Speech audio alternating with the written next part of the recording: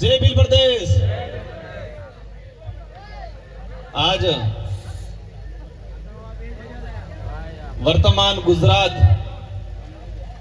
और आने वाले भविष्य का भील प्रदेश की धरती पे भारत आदिवासी पार्टी गुजरात प्रदेश कार्यकारिणी के नेतृत्व में और दाहोद जिला कार्यकारिणी के नेतृत्व में आयोजित भारत आदिवासी पार्टी नो कार्यालय उद्घाटन और ये मंच पे हमारे जो विराजमान जिनकी प्रतिमाएं हैं, इस देश की आजादी में राजा रजवाड़ों से, मुगलों से, अंग्रेजों से આપણે કોળની રક્ષા બદલે, જલ જંગલ જમીનની રક્ષા બદલે लड़ाई लड़ी और ये देश आजाद हुआ। लेकिन आजाद देश के अंदर भी ये जो महापुरुष हैं, इन महापुरुषों के सपने आज भी अधूरे। इन महापुरुषों के विचारों को लेके और ये महापुरुषों के जो उद्देश्य थे, जिन उद्देश्यों को लेके वो लड़ते थे, अपनी जान गंवाई, वो उद्देश्य आज भी कई अधूरे हैं। तो भारत आदिवासी पार्टी हमारे इन महापुरुषों के विचारों पे चलने वाली और हमारे महापुरुषों के अधूरे सपने को पूरा करने के लिए भारत आदिवासी पार्टी गुजरात के अंदर आने वाले चुनाव में आप सबकी बदौलत यहाँ पर झंडा गड़ने का काम करेगी। आज सबकी निगाहें गुजरात पे है, पूरे देश की। 2014 में गुजरात से कुछ नेता निकले जो आज देश के बड़ा प्रधान कहें, मोदी जी। तो एक नारा दिया था कि मैं गुजरात मॉडल लागू करूंगा पूरा देश में।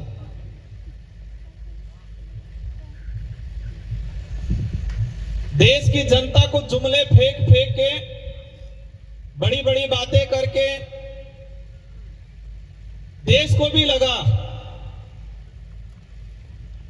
सोशल मीडिया के माध्यम से प्रिंट मीडिया हो, इलेक्ट्रॉनिक मीडिया हो,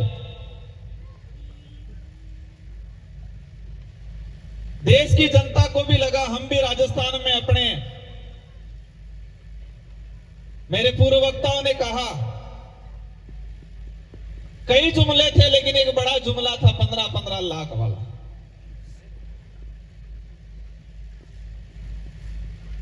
आज पूरे देश के अंदर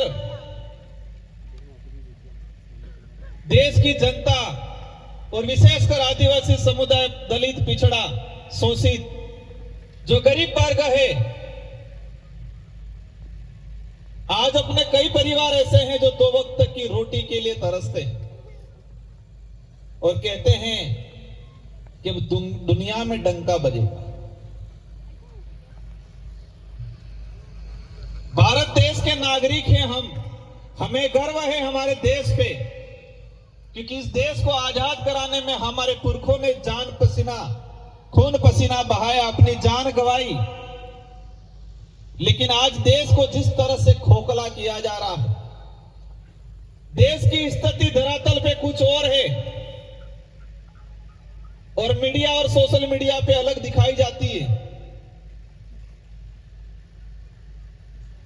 देश का दुनिया में डंका तब बजेगा कि इस देश का प्रत्येक वर्ग का, गरीब तबके का आदमी जो लास्ट कोने में, गांवों में, जंगलों में, पहाड़ों में रह रहा है, वो मूलभूत सुविधा थकी परिपूर्ण एने हेती सुविधा मળી जाते देश में डंको वागी, दुनिया में डंको देश नो वाजे। गुजरात मॉडल की बात होती है। गुजरात के अंदर अहमदाबाद, गांधीनगर बड़े शहर हैं, सूरत बड़ा शहर है और हमारे दाहोद, अलीराजपुर, छोटा उदयपुर, सतरामपुर, यहाँ के हमारे बेरोजगार भाई, कई डिग्रीधारी भाई गुजरात, अहमदाबाद, गांधीनगर के अंदर मजदूरी करते हैं। हर 1-2 दिन में 2-3 हादसे होते हैं। किसी का हाथ पैर टूटता है, किसी का सर फटता है, वो तो अलग है, लेकिन डेथ भी हर 1-2 दिन में 1-2 डेथ हो रही है। मजदूरी करते हुए गिर गया, परिवार जाता है, परिवार गाड़ी करके वहां जाता है, लेकिन उसको गाड़ी का किराया भी नसीब नहीं होता। दुनिया भर की योजना चल रही है, चिरंजीवी योजना हो, आयुष्मान कार्ड हो, ये बीमा हो, लेकिन हमारा जो गांव में रहने वाला आदिवासी परिवार जो गुजरात अहमदाबाद में मजदूरी कर रहा है, उसको किसी भी बीमा में कवर नहीं किया जाता। आज गुजरात के अंदर, क्योंकि देश को लगता है कि गुजरात सब थकी विकसित था क्यों हम लागे, गुजरात में सब हम लागे, लेकिन गुजरात के अंदर आज भी गरीब पिछड़ा आदिवासी समुदाय है, उनकी हालत आर्थिक स्थिति कमजोर होती जा रही है। भारत आदिवासी पार्टी सिर्फ राजनीतिक उद्देश्य पूरा करने के लिए नहीं आई है। इस पार्टी की जो विचारधारा है, उस विचारधारा का मूल मंत्र यही है कि गरीब तबके का आदमी, आदिवासी समुदाय, दलित, पिछड़ा, जो इस देश की आजादी कराने में इनके पुरखों ने जान गंवा दी थी, वो आज भी दर दर की ठोकरें खा रहा है। इनकी समस्याओं का समाधान करना, ये देश संविधान से चलता है, मोदी जी की कलम से नहीं। मोदी जी भी कलम चलाएंगे तो संविधान के आधार पे चलाएंगे। मोदी जी भी कलम चलाएंगे तो किस पे चलाएंगे? संविधान के आधार पे। संविधान से बड़ा कोई नहीं। लेकिन कुछ लोग संविधान को बदलने के लिए निकले थे। इस देश की जनता ने जवाब दिया लोकतांत्रिक तरीके से, और लोकतंत्र का तमाचा जब पड़ता है तो गूंज, अंदरूनी ऐसी गूंज गुजती है कि एहसास होता है, पता नहीं चलता है। इस बार लोकसभा चुनाव में डूंगरपुर बांसवाड़ा की जनता ने भी जोरदार तमाचा मारा था बड़ी राजनीतिक पार्टियों को। संसदीय क्षेत्र बांसवाड़ा डूंगरपुर की जनता ने मुझे जिताया। भारत आदिवासी पार्टी के बैनर तले इतना छल कपट करते हैं कि मार नाम थे कि बे राजकुमार कुबा की दर्ज, सेम नाम के 2 राजकुमार, सेम सिंबल दिलवाया। 1,20,000 वोट फर्जी राजकुमार ले गए। किसने खड़ा किया? भाजपा वालों ने। भाजपा के बड़े बड़े नेता कहते हैं स्वच्छ छवि की राजनीति करने वाले, सत्य के मार्ग पे चलने वाले, धर्म के मार्ग पे चलने वाले, ये कहते हैं। धर्म छल कपट नहीं सिखाता है, धर्म शोषण अत्याचार नहीं सिखाता है, दया करुणा भाव सिखाता है, सत्य के मार्ग पे चलने का सिखाता है। लेकिन भाजपा के नेता ऐसी नीति खेलते हैं जो धर्म और उनकी बातों से मेल नहीं खाती। लेकिन बांसवाड़ा डूंगरपुर की जनता को इस मंच से भी धन्यवाद देना चाहूंगा जिन्होंने मुझे भारत आदिवासी पार्टी को 2.5 लाख वोटों से जिताया। ये लोकतंत्र की जीत है। आज आदिवासी समुदाय को सिर्फ वोट बैंक समझा गया, और वोट भी हमारे लोग किस आधार पे देते थे? आज तक की 20 साल पहले हो कहता प्रचार केम था तो माइक थे कि था तो कहता कोने कहते फूला माते आल दो, कोने कहते हाथ माते आल दो। और हमारी भोली वाली जनता जाके वोट देती, कोई फूला पे दे देता, कोई हाथ पे दे देता। प्रचार क्या होता? फूला माते हाथ माते। लेकिन आतवाड़ा आदमी कौन है ये नहीं बताता। आज से 10 साल पहले हमारे भोले वाली जनता को सिर्फ चिन्ह दिखाया जाता था, आदमी नहीं दिखाया जाता था। और आदि क्या 10% जनता को आदमी का चेहरा या आदमी का नाम पता रहता था, सिंबल ने आधार पर। धीरे धीरे आदमी के बारे में पता चला, आदमी का नाम पता चला, आदमी के बारे में नहीं पता चला। आज भी भारत आदिवासी पार्टी की जरूरत इसलिए पड़ी कि ये जो मंच पे जो जिन महापुरुषों की जो प्रतिमाएं लगाई है, इन प्रतिमाओं का सम्मान कभी भी कांग्रेस बीजेपी दोनों ने नहीं किया। आज पानगढ़ हमारा हत्याकांड हुआ, 1913 के अंदर 1500 आदिवासी मारे गए। इन 1500 आदिवासियों में क्या दाहोद, सतरामपुर, जालोद, अलीराजपुर के आदिवासी नहीं थे क्या? मैं आज इस मंच से पूछना चाहूंगा, जो बड़े बुजुर्ग यहां बैठे हुए हैं, आपको 7000 साल पुराना महाभारत में क्या हुआ वो पता है? आज से 7000 साल पहले महाभारत में कौन कौन किन किन था, जो कौन कौन लड़ना कटला मर जाई खबर है क्या? रो टायर नकली क्यों कृष्ण भगवारी क्या री की आंगली गली टायर ही डर जी खबर है। लेकिन मानगढ़ 1913 के अंदर कितने साल हो रहे हैं? कितने साल हुए? 112। हमें हमारे समुदाय का 150 साल पुराना इतिहास किताबों में नहीं पढ़ाया जाता है, लेकिन 7000 साल पुरानी बातें हमारे लोगों को समझाई जाती है। क्या गुजरात के पाठ्यक्रम के अंदर मानगढ़ का इतिहास का वर्णन दिया हुआ है? इस पांडाल में बैठे हुए जो लोग हैं, आप सबके परिवार से कोई न कोई बच्चा या प्रत्येक बच्चा स्कूल में पढ़ने जाता होगा, आपने भी पढ़ाई की होगी। क्या गुजरात के अंदर जो पाठ्यक्रम है, जो पाठ्यक्रम को स्कूल में पढ़ाया जा रहा है, क्या इस पाठ्यक्रम में मानगढ़ का पूरी जीवनी बताई रही है? मानगढ़ के अंदर दाहोद के, अलीराजपुर के, इस इलाके के कितने आदिवासी शहीद हुए, इनका पाठ्यक्रम कहीं पढ़ाया? क्यों नहीं पढ़ा रहे? आप 7000 साल पुराना काल्पनिक चीजें हमको थोप रहे हो, लेकिन हमारे 150 साल पुराना इतिहास जो वास्तविक है, जिन्होंने जान गंवाई है, वो बातें नहीं पढ़ा रही किताब में। ये क्यों नहीं पढ़ाया जा रहा है? वो इसलिए नहीं पढ़ाया जा रहा है कि ये समुदाय सिर्फ तालियां बजाए और वोट दे, अधिकार के लिए नहीं लड़े, इसलिए नहीं पढ़ाया जा रहा है। 5वीं अनुसूची की बात आती है, पैसा एक्ट की बात आती है। गुजरात में पैसा एक्ट, पैसा कानून बनाए 5वीं अनुसूची के अनुरूप ही।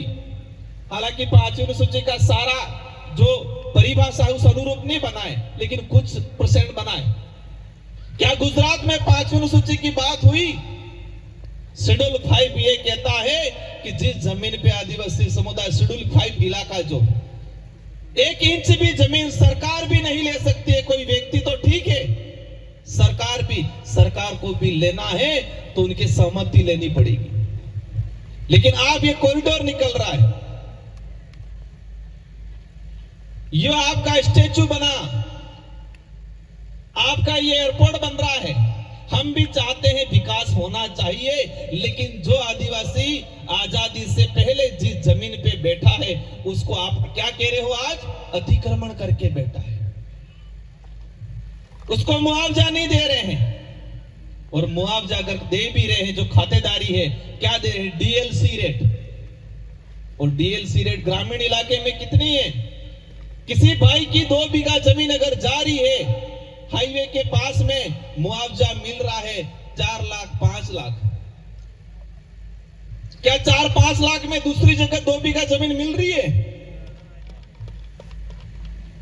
भारत आदिवासी पार्टी की डिमांड है कि देश के अंदर किसी भी कोने में किसी भी प्रोजेक्ट के तहत अगर आदिवासी जमीन को अवाप्ति करते हो तो सबसे पहले तुमसे सहमति ली जाए और इसके बाद जमीन के बदले जमीन दी जाए।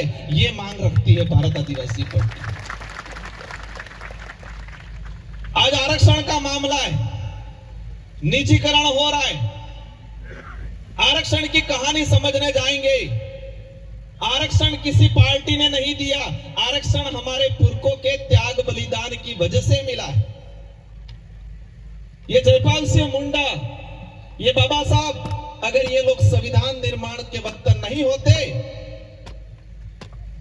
तो हमें ये अधिकार नहीं मिलते।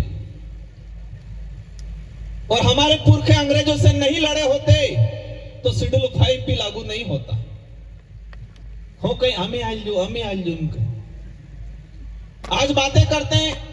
गुजरात के अंदर आरक्षण की जब समझ आई, लोग आरक्षण की बात करने लगी, सुनने में आया है कई विधानसभा सीट से बोगस आदिवासी चुनाव लड़के एमपी मंत्री बन गई। सुना है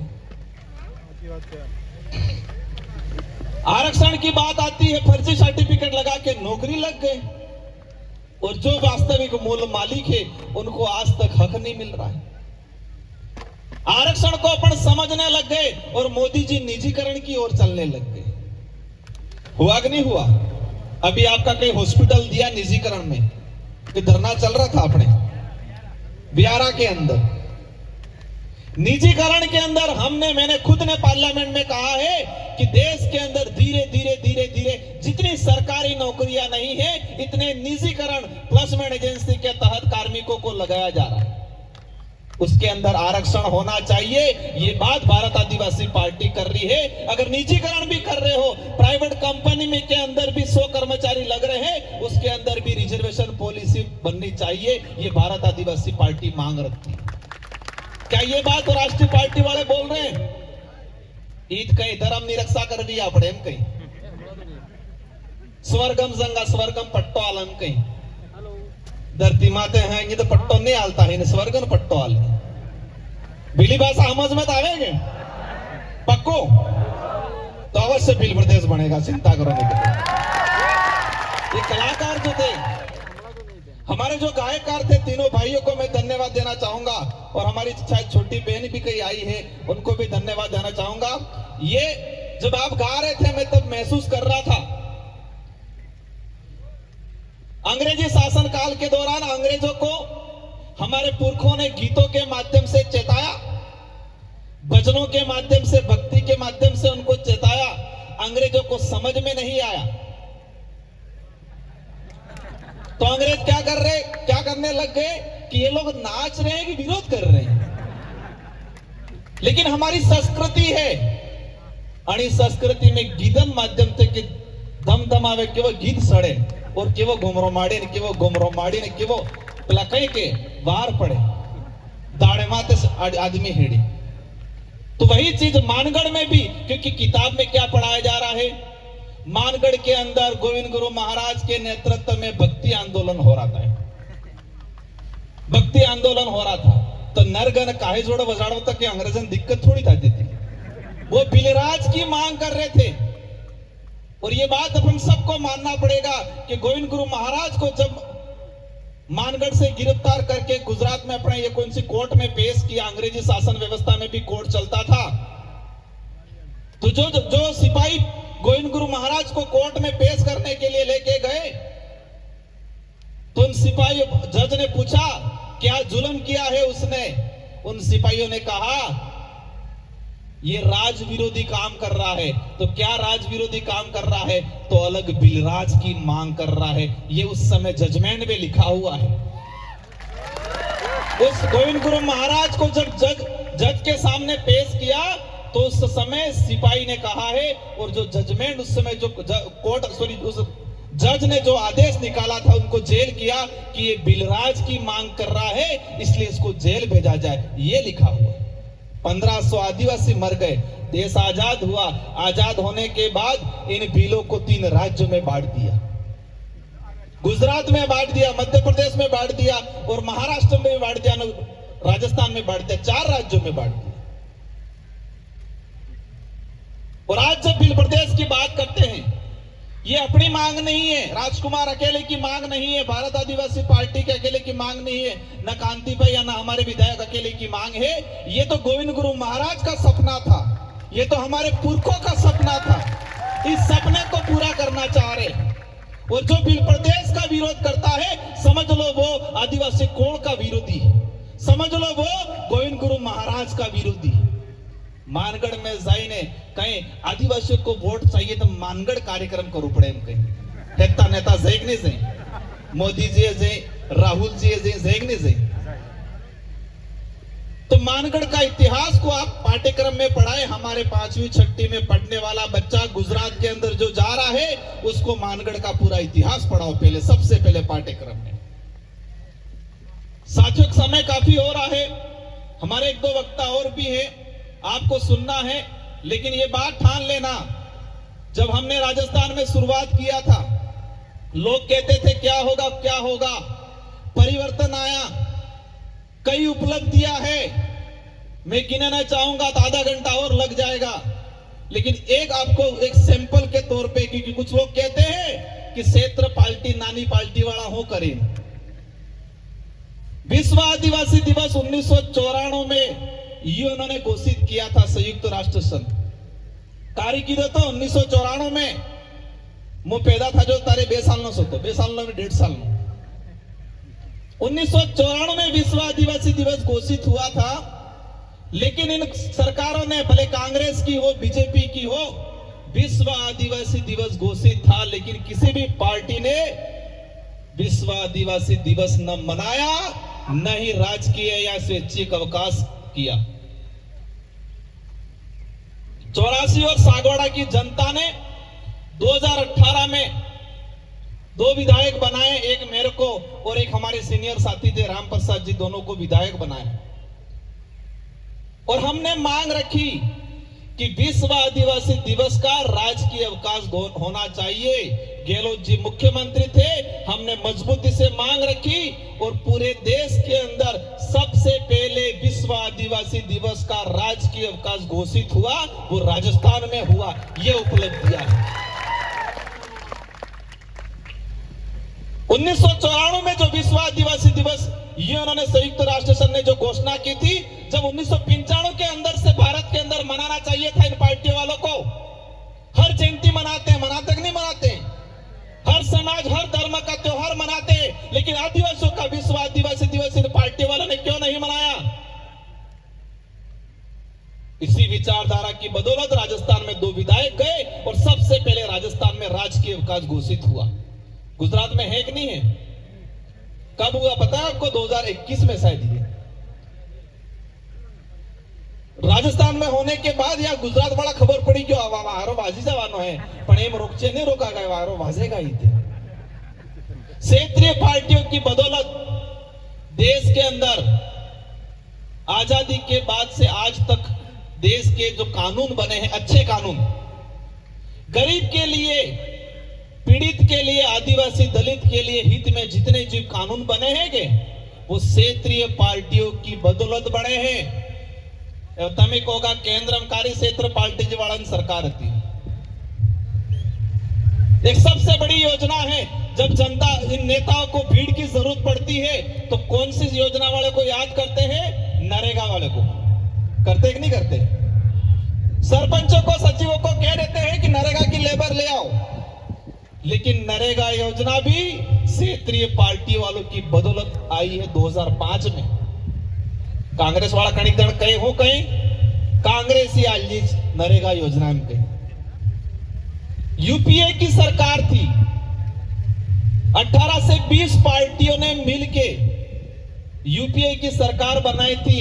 मनमोहन जी प्रधानमंत्री थे और क्षेत्रीय पार्टियों ने सोनिया गांधी जी के पास डिमांड रखी कि यूपीए की सरकार को हम मदद करेंगे, लेकिन देश के अंदर रोजगार गारंटी कानून आना चाहिए। ये क्षेत्रीय पार्टी और सोशल एक्टिविस्ट जो लोग थे, इन्होंने डिमांड रखी। दूसरी डिमांड रखी कि देश के अंदर सूचना का अधिकार अधिनियम कानून आना चाहिए। एक गरीब आदमी भी चाहे कि कलेक्टर कटला वजह आवे, कटला वजह जाए, 1 महीना में कटला काम की ये जानकारी गरीब आदमी भी लेना चाहे तो ले सके, ये कानून आना चाहिए। उस कानून का नाम रखा सूचना का अधिकार अधिनियम। निःशुल्क शिक्षा का अधिकार कानून, खाद्य सुरक्षा अधिनियम जो 2013 में आया, ये सारे के सारे कानून क्षेत्रीय पार्टियों के सहयोग से जब भी यूपीए सरकार बनी तब आए। कांग्रेस फुल फ्रेश में वेती, रोजगार गारंटी नहीं आती। कांग्रेस फुल फ्रेश में अगर सरकार में होती, रोजगार गारंटी नहीं आती। ये सच्चाई है।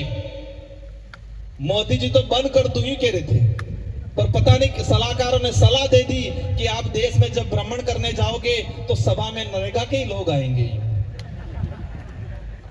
इसलिए उन्होंने बंद नहीं किया। लेकिन इसको अपंग करने का काम जरूर कर रहे हैं, उनके बजट में कटौती करने का काम हो रहा। आज ठान के जाना है, ये पार्टी एक क्रांति के रूप में, एक मिशन के रूप में चल रही है, और इस पार्टी के अंदर जनता तय करेगी नेता कौन बनेगा।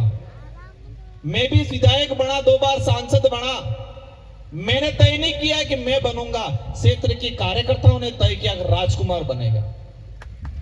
यहां पर भी, गुजरात के अंदर भी वही हमारा प्रत्याशी होगा, उस क्षेत्र की निर्वाचित जनता कहेगी वही बनेगा। जनता सर्वोपरि है, सिलेक्शन प्रणाली वो लागू होगी। इस बात को मैं थोड़ा एक्सप्लेन करना चाहूंगा। देश आजाद हुआ उस समय कुछ लोग चाहते थे कि आदिवासी दलित को वोट का अधिकार मत दो। संविधान सभा की जो डिबेट हुई, हम कहते हैं संविधान बनने में 2 साल 11 माह 21 दिन लगे, तो 18 दिन लगे। संविधान को बनने में 2 साल 11 माह 18 दिन लगे। तो उस डिबेट में पढ़ना, आप एक जगह कुछ लोगों ने, मैं नाम नहीं लेना चाहूंगा, कि दलित पिछड़ा आदिवासियों को वोट का अधिकार नहीं मिलना चाहिए क्योंकि उनको समझ नहीं है वोट डालने की। और जयपाल सिंह मुंडा ने कहा था, आप उन लोगों को लोकतंत्र सिखाने की बात करते हो जो लोग हजारों सालों से लोकतंत्र जीता आया है। इन लोगों को लोकतंत्र की सिखाने की बात कर रहे हो जो हजारों सालों से लोकतांत्रिक व्यवस्था से जीता आया है। आपको लोकतंत्र आदिवासियों से सीखने की जरूरत है। ये बात जयपाल सिंह मुंडा ने संविधान सभा के अंदर कही। हमें वोट का अधिकार मिला, लेकिन इन राष्ट्रीय पार्टी वालों ने इसका तोड़ निकाल दिया।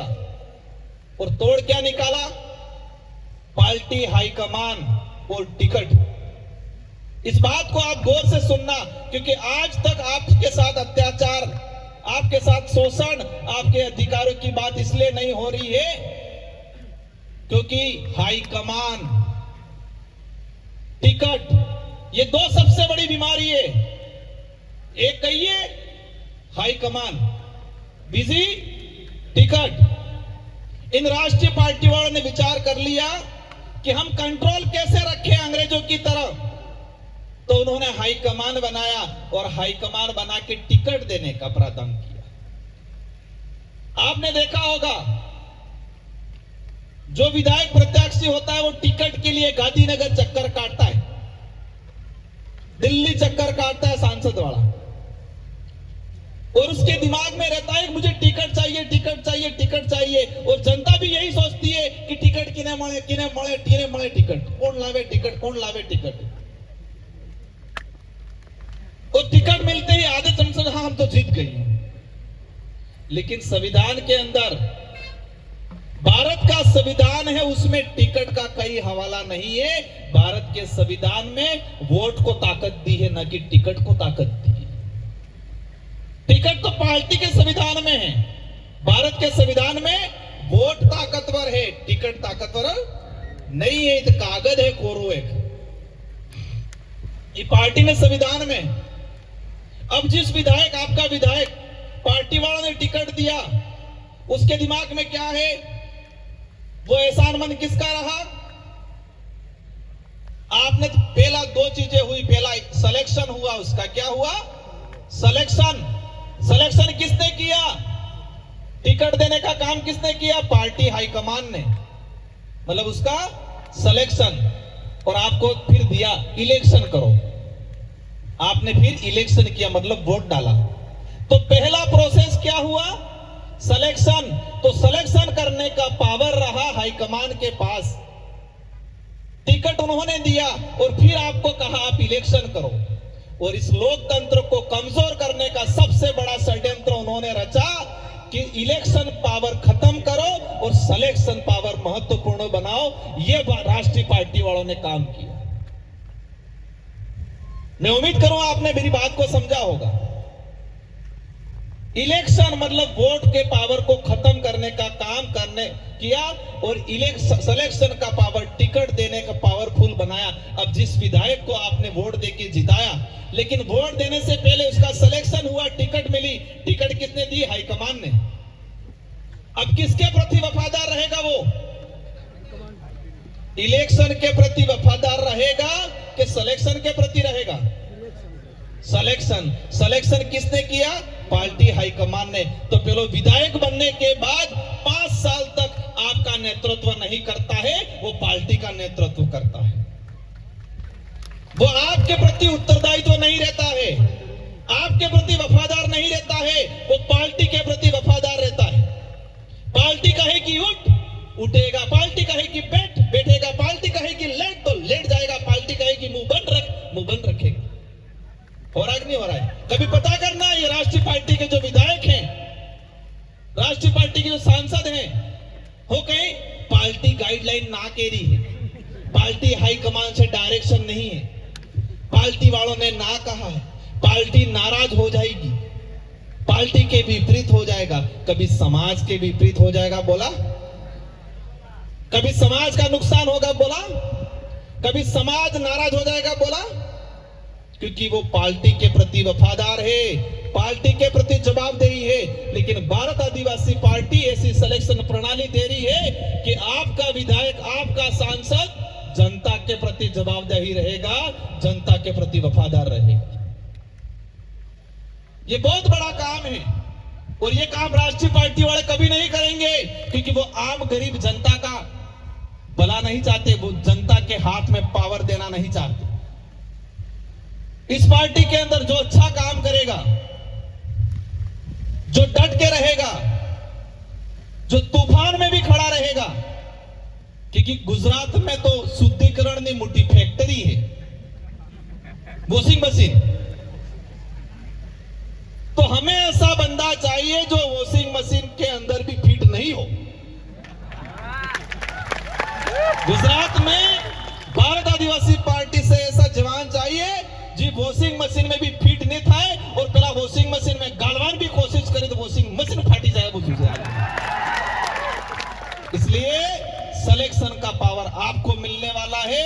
आप ही सिलेक्शन करोगे, आप ही इलेक्शन करोगे।